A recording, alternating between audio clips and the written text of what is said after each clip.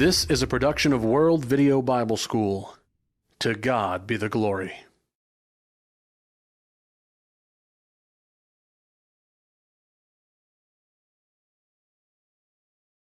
Thank you for still studying with us in the book of Genesis. It is a very beautiful book, a lot of history in it, of course, covers a lot of time. But it is a good book. It has lots of good lessons in it for us. We are in chapter 31, just beginning with that chapter in this session. It's Jacob's flight from Laban, and then, of course, their treaty that follows later. The first 21 verses cover his leaving, Laban leaving the area.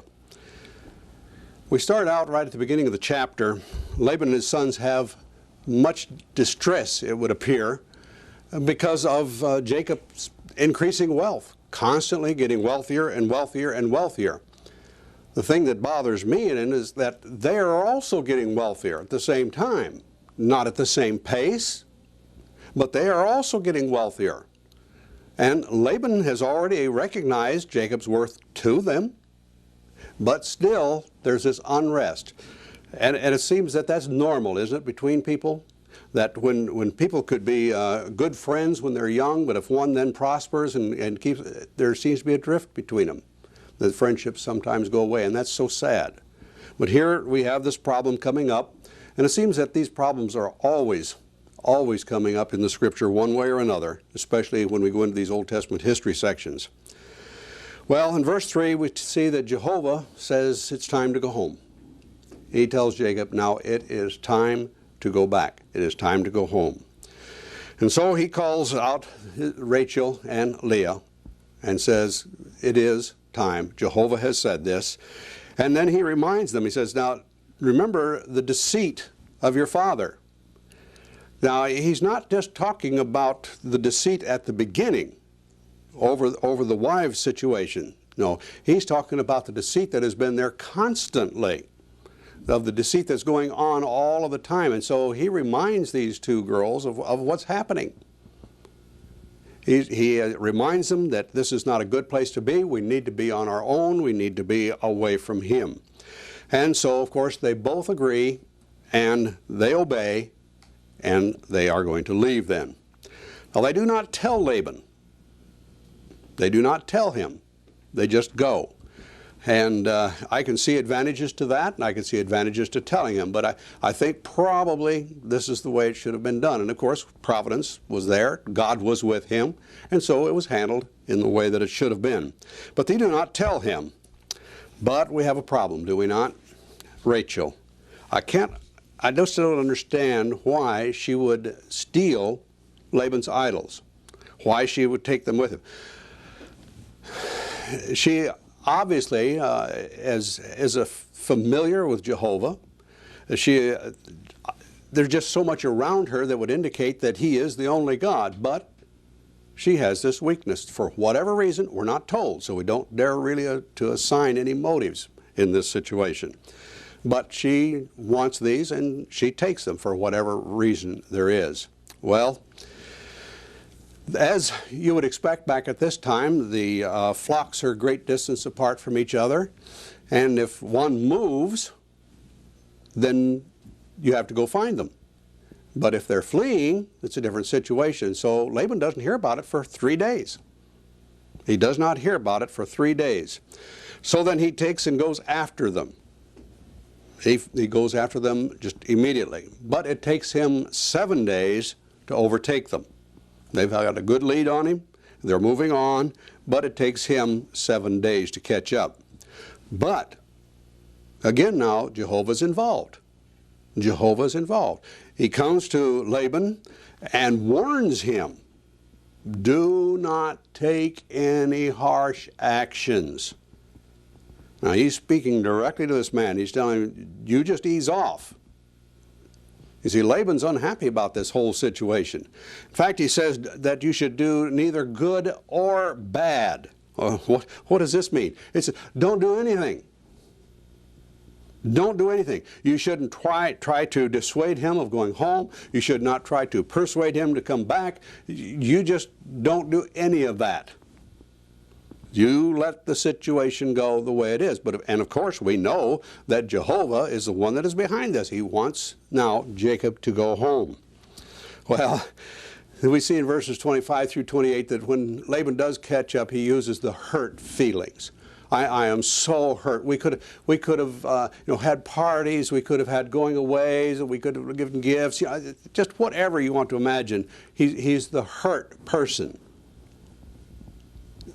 I wonder, was he really all that hurt, or is his deceit and his wanting things personally, his greed, is that involved? Again, we wonder about these things, but we don't want to sign anything that God doesn't tell us that is the problem. But anyway, he gives him the hurt feeling approach. But Laban also then tells him of Jehovah's command to him. I cannot say good or bad. I cannot try to influence you one way or another. But he says, I want my gods back. Just think about that for a moment. He wants his gods back. If these were truly gods, what would he need to bring them back for? Wouldn't the gods take care of him? They're the ones that are supposed to take care of us. We're not supposed to have to transport and take care of and maintain the gods. No. But you see, his gods had been stolen from him. How do you steal a god if it's really God? Well, you can't. And so here, these mixed up feelings and thinkings of the people that are in idolatry that they have is very strange, a very strange thing to me.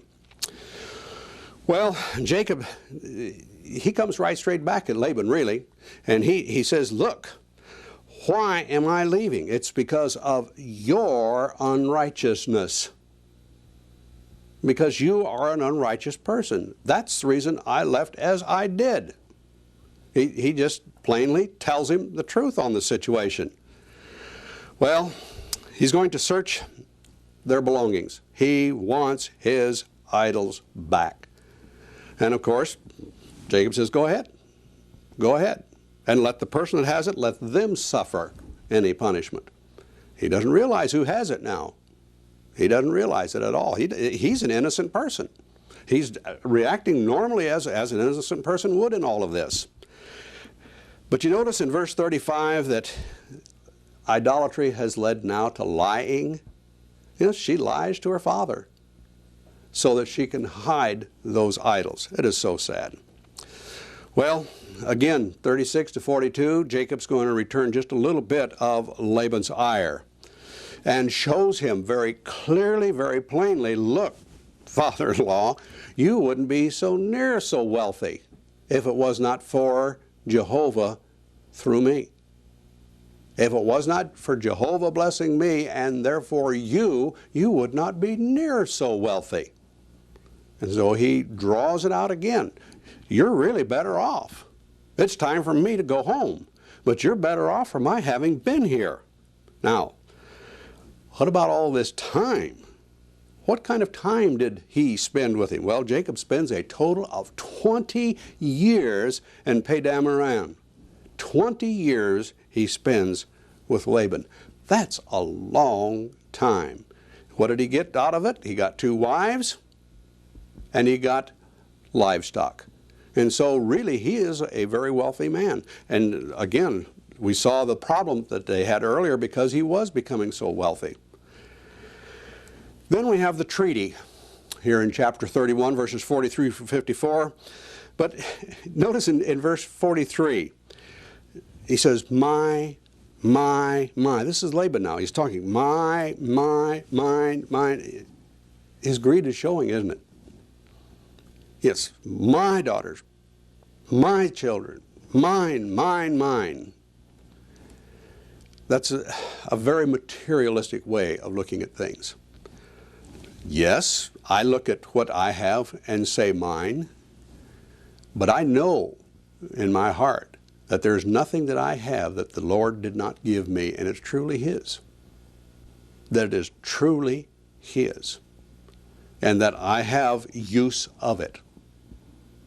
And that makes a difference in how you approach the things around you. It very definitely does. It makes a big difference on how you approach what you have and how it's going to be used. Well, the treaty. A stone is raised, and then a heap of stones is put around. It's a monument. It's a memorial. It's a treaty stone. There are many names that we could use for it. Laban calls it a heap of testimony, and Jacob calls it a heap of witness. It's also called a watch station. A watch station. And what is it meaning then in the watch station? Well, that it means that neither one is to pass this stone or this marker, this watch station, this remembrance, to do harm to the other. They are not to pass this to do harm to the other. It's really just like saying here's a border between two countries, and we agree that this is the border, and we will not come over there, and we will not do you harm, and you will not come over here and do us harm. This is kind of the idea that we have here. Realizing that it's between these two people, not between nations, to draw a border or anything like that, but it's similar to that idea. And in verse 55, we see that Laban just has to turn around and go home in peace. Well, Jehovah really shortened him on this. It says, you cannot do what you want to do. You need to not do anything, either good or bad. Do not try to dissuade, do not try to persuade. Let things be as they are. And then after he doesn't find his idols to take home, what else can he do? He just has to go home in peace. Chapter 32. Moving on. The preparations for now meeting his brother. Now he's going home. Now remember, he didn't leave under the best of circumstances. There was even some deceit back there at that time, but this is 20 years later. This is 20 years later. Now, where has Esau been all this time? He's been back there at home. So what's happening to him? He is also becoming wealthy. He is also becoming wealthy at the same time. The Lord is taking care of him also. Well, Jacob sends messengers out to Esau and says, I am returning. But he wants his brother to understand, I'm not coming back home poor. I'm coming back wealthy. So there's not going to have to be a problem now in Esau's mind that here comes my brother now. He's been out for 20 years. He's come back and he's going to claim everything. Well, no need for that. He's got his own. No need for worrying about who gets what and about who's wealthy and who isn't. They both are. They're both wealthy. Now, as they come home, Jacob divides his people into two groups. One is, of course, to provide an escape for his family. And then in 9 through 12, we see Jacob approaching Jehovah, praying to him. He wants guidance and he wants help. Now, he's kind of a wise man here. What does he do? Jacob now sends a series of presents ahead to Esau. Why? Well, he's still just a little bit afraid of him. Now, he's told him now that he's a wealthy man, but he's going to have to now prove it to him. He's going to send these ahead to Esau. Well, in verses 24 to 30, rather, we have where Jacob wrestles with Jehovah's angel. A verse to read with this would be Hosea chapter 12, verses 3 through 5. Jacob prevails with this angel and, of course, is then blessed. He is blessed over this situation. Now, stop and think about this. He's wrestling with this angel. What kind of power does one angel have? What is he capable of doing? You look through the book of Revelation and you see the things that the angels are involved in there, and you look back through the book of Acts, you see things there, and you just to think even in the Old Testament history section of the things that angels did, what power they have. Well, obviously, the angel let him prevail. Obviously he did. He's wanting to teach him something. He's wanting Jacob to learn from this experience. Excuse me, please. He wants him to learn. And he calls the place then Peniel, or the face of God. Jacob's name is now going to be changed. It's going to be changed to Israel. His name had meant, as you know, supplanter. Supplanter. But now it means wrestler with God. That's what Israel means, a wrestler with God. And then the angel touches his hip and the sinew of the thigh shrank. He is really dependent upon Jehovah now. He's got this heavy limp. He's got a physical problem. He is truly now really fully dependent upon Jehovah. In fact, the Jews do not eat of the sinew at all. Even from that time, those people did not eat of it anymore. Chapter 33, moving on. The first 15 verses we look at, we're talking about the reconciliation now with Esau. The reconciliation with Esau. Jacob now rearranges his family into the order in which he wants Esau to meet them. Notice, if you will, the order of least importance. The handmaidens and their children first, Leah and her children next, then Rachel and Joseph last. We still have that problem, do we not? Favoritism. That's a hard thing not to have in life. It really is. It's a hard thing not to have favorites within the family. We, of course, today, we don't have the multiple wives, so that problem is gone. But how about our children? Do sometimes we show favoritism of one over another? We should not. We should love them both and do things with both and help them both, but not show favoritism one over the other, especially in times when there's going to be conflicts between them. Should not be. Should not be at all.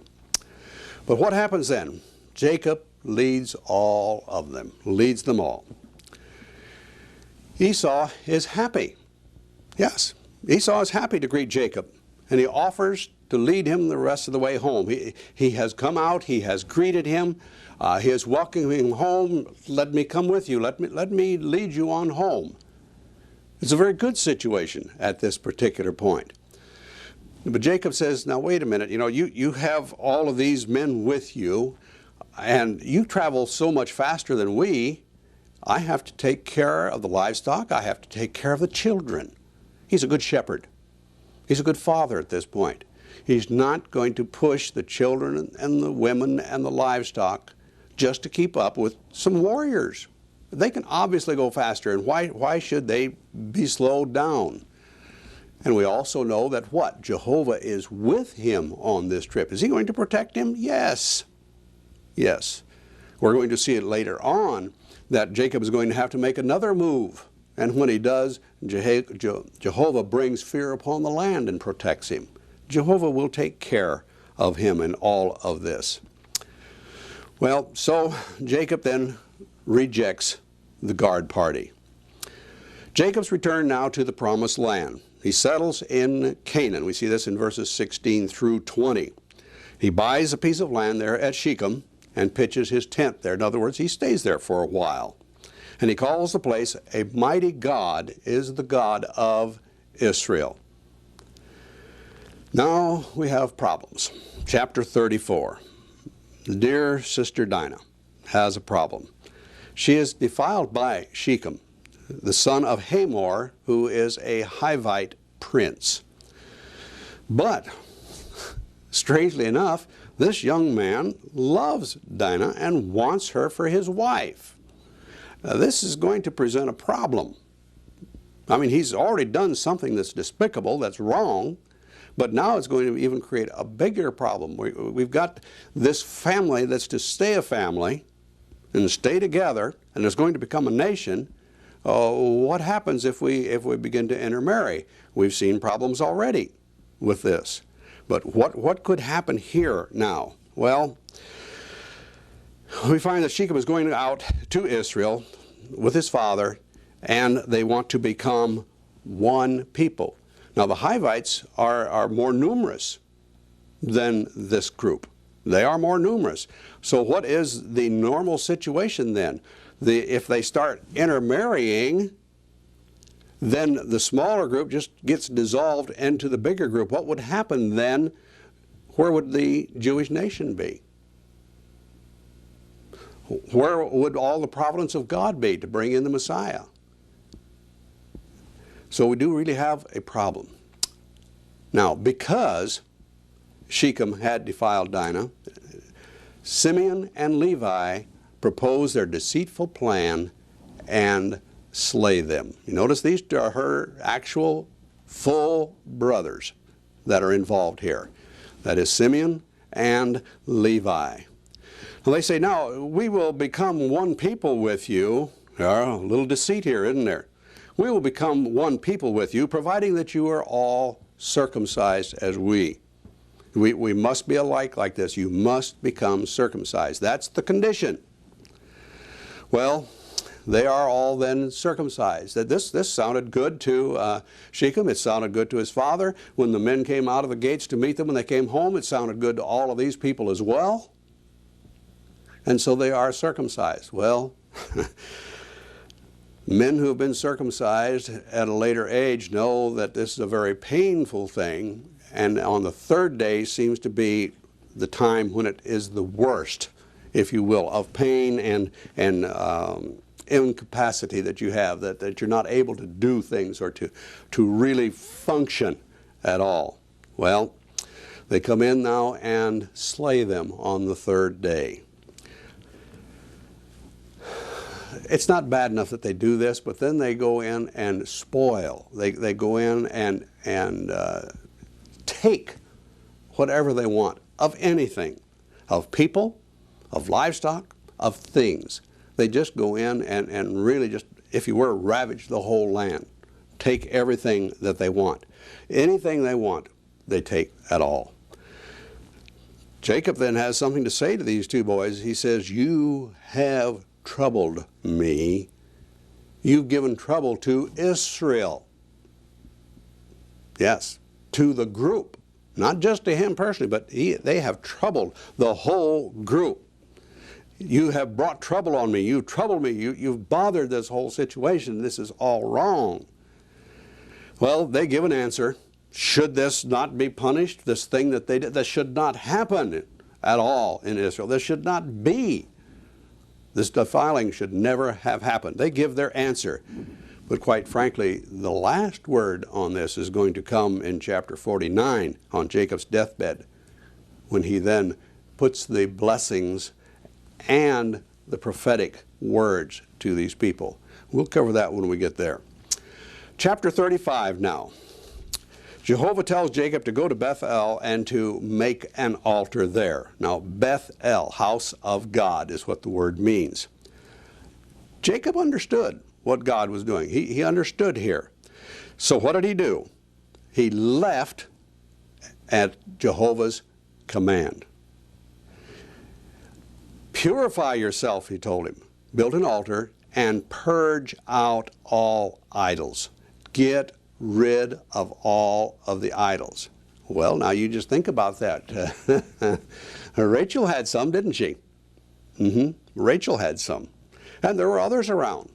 And so they destroy the idols. But what I really like here is not only did they destroy them, but anything that had to do with it. The ornaments, the rings, the earrings, anything that would have to do with it, all of this was destroyed as well. This is a good purge of evil things from among them. And then, as I said before, here comes fear upon the area. Fear upon all the people around, so that Jacob can leave in peace. Oh yes, they could have become disturbed, and they could have banded together, and they could have attacked Israel, done great harm to them, if not even eliminated them. But Jehovah is involved in this. Jehovah is taking care of them. All right, verses 9 through 15 in chapter 35, we see the promise of Abraham and Isaac is repeated to Jacob again. And again he is called what? Israel. He is called Israel. And in verse 14 we see that he offered a drink offering. This is the first time now in Scripture that we have that. It's the first time that we have a drink offering. In verses 16 through 20, kind of a bad, or not bad, sad situation. A sad situation. We have Benjamin's born, but we have the death of Rachel involved. Benjamin is number 12. He is the 12th son. She wants to call him the son of my sorrow. It appears that she knows she's dying in this situation. This is the son of her sorrow. But Jacob will not have that. No, he does not want that name. He wants it to be Benjamin. He does not want it to be Benoni. He wants it to be Benjamin. That is the son of my right hand. He's proud of this son. He wants him. And so he changes the name. He will not have it as she wanted it. We see the posterity now of Jacob and Esau in verses 21 up through the first verse in chapter 37. First is the posterity of Jacob himself in verses 21 through 29. Here we go again. Another son now is going to give grief to Israel. Now, these are not children.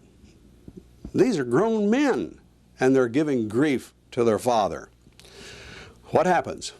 Reuben lays with Bilhah, Israel's concubine. Wrong. Completely wrong in any way you want to look at it. Adultery, incest, fornication, any way you want to look at it, it's wrong. It is absolutely wrong.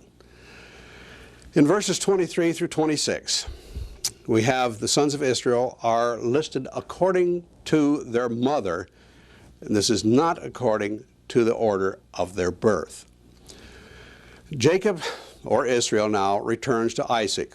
And Isaac dies at 180 years of age. He did reach a good old age. And like I said, I wish I knew more of this man's life, the faith that he had, the strength that he had in times. But we don't have much of the story resting with him. The story really rests with ahead of him and behind him, Abraham and, of course, Jacob. All right, the posterity let's go into the history of Esau first. Esau moves. Esau moves to Mount Seir. Esau is Edom. The separation is because of what now? Their extensive wealth. See, what Jacob said to Esau was true. I'm coming home, but I am a wealthy man. I am a wealthy man. And so they have this great wealth. They are together. This naturally is going to cause a problem. Do we have this happening earlier? How about between Abram and Lot? Remember? They were growing until they were becoming wealthy and they were becoming great, and so they needed to separate. And this is the same thing that we have here. They needed to separate because of their extensive wealth. 9 through 19 are the sons and descendants of Esau. And remember, he'd been blessed by his father also. Verses 20 through 30 are the sons of Seir the Horite who inhabited Seir. And the word duke in your translation really is better chief. A chief, rather, as a duke as we think of it in later history, especially around England and in that area. But the idea of chief is better here. Some of these descendants even rise to the position of kings. Now this is fulfillment of promises, isn't it? Yes, it is. Fulfillment of God's promises. So Jacob dwelt in the land of Canaan. The promise then made to Abraham is now complete here in Jacob. He dwells in the land. Now we move into the next major session, the fifth section of the book, the life of Joseph. And we see it from here really to the end of the book. The first part is his boyhood. It's important that we see some of the things that happens while he is a youth. It's important that we see these things because of what happens later. And especially how Joseph turns around and says to these brethren that all of these things happened in the way they happened, in the way that you did it, and the reactions here or the actions between us was God's purpose. God had used their evil and their evil doings to come out good. And incidentally, that's part of providence, is a very big part of providence. God can take anything and work it to the good result in the end. Does this then relieve the doer of his sin? No. No, no, no, no. The guilt is still there because they did it on their own. But you see, God in providence will restrict how much influence evil has. There is a limit that God has set on what evil influences can be from individuals or nations or whatever. There is a limit. God takes care of that. And what is that doing? That is taking care of you, and it's taking care of me. God limits it. If not, where would this world be? Think about it. Where would this world be if God didn't put curtailment on such things? All right, here we go again. Who's the favorite? Joseph is.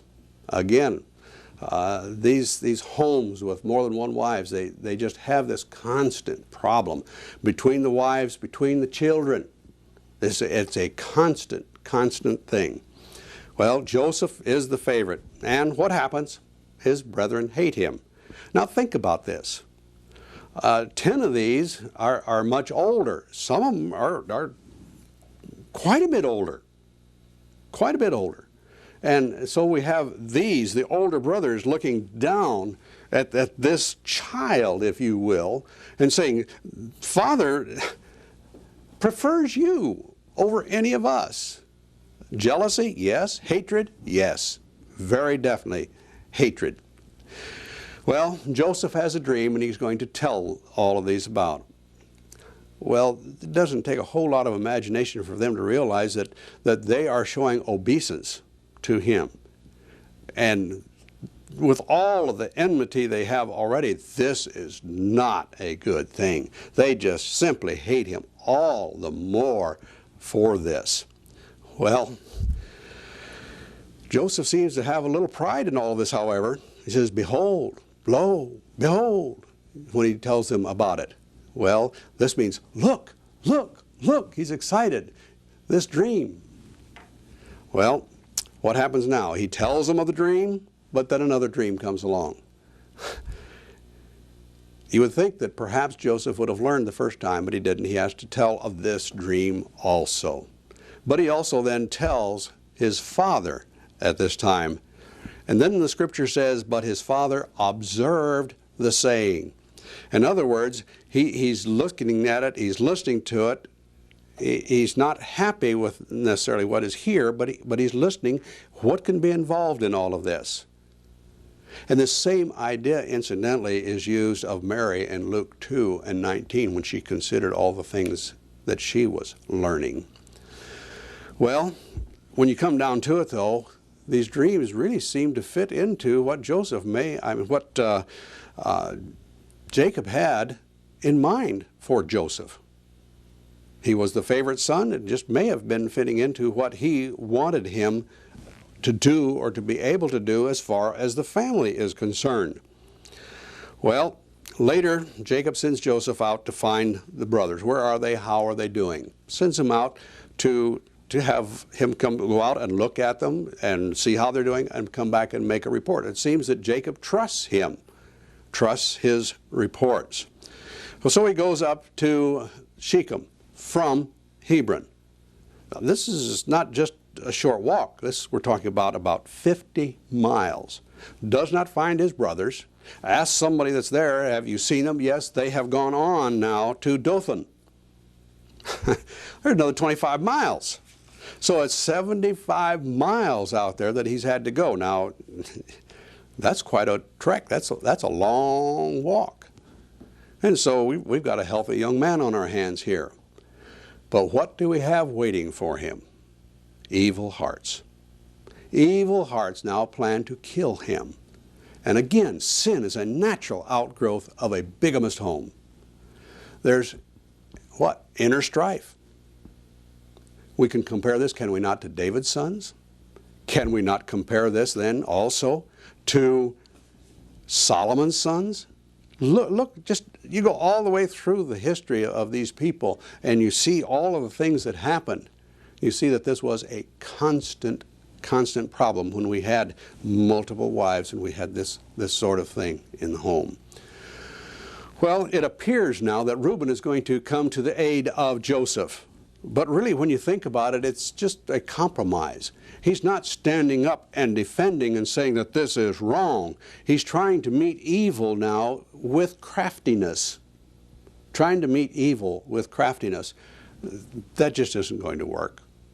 It is not going to work. It may seem to work temporarily, but in the end, it never really, truly works. He should have taken a stand. He should have just said, no, we will not do this. He is blood of our blood. He is bone of our bone. And he should have put his foot down and said, no. But the man didn't do it.